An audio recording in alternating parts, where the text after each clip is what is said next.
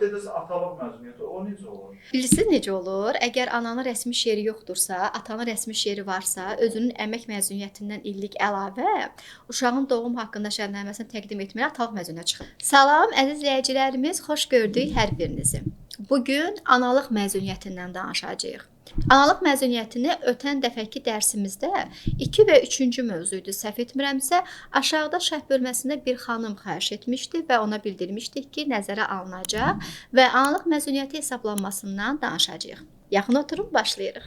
Analıq məzuniyyəti 2026-cı ilə əsasən 12 ayın gəlirlərinə və iş günlərinə əsasən hesablanır.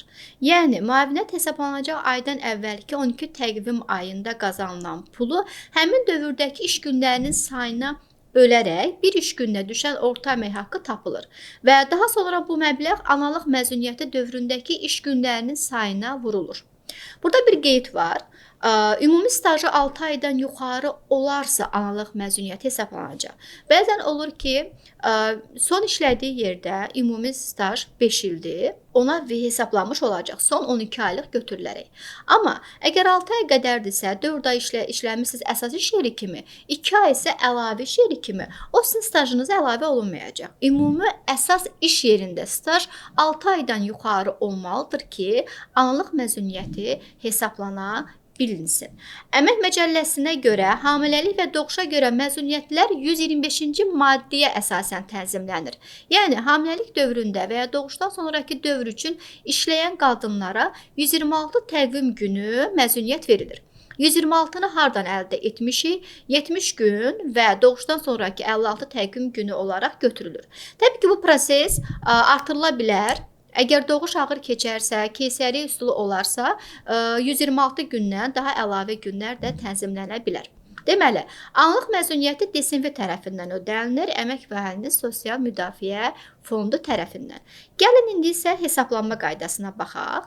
2026-cı il üçün misalla götürsək, işçinin son 12 ay üzrə əmək haqqısı 1000 manatdır.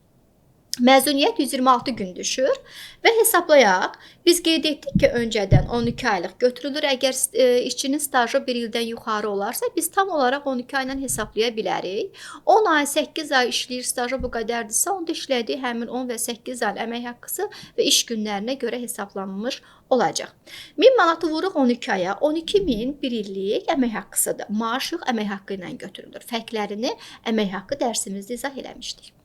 Günlük gəlirimiz tapsaq 1 illik, görürsünüz artıq burada 1 illik günlər götürüləcək. 12.000-i bölürük 365 günə. Bir günlük əmək haqqı düşür 32 manat 88 qəpik və həmin analıq pulunu tapmaq üçün bir günlük əmək haqqı 32 manat 88 qəpiyi vururuq 126 günə 4142 manat analıq pulu hesablanmış oldu. Buradan görürük ki, bu işçi 2026-cı ildə analıq məzuniyyəti üçün təxminən 4142 manat bir dəfəlik ödəniş almış olacaq. Əziz izləyicilərimiz, bugünkü mövzu xanım izləyicilərimizə daha çox maraqlı oldu. Əminik ki, əlavə sualınız olarsa, mütləq şərh bölməsində qeyd etməyi unutmayın. Oxuyub və həmin fikirlərinizi nəzərə alacağıq. Bizi bəyənməyi, kanalımıza da abunə olmağı yadda saxlayın. Sağ olun, görüşərik.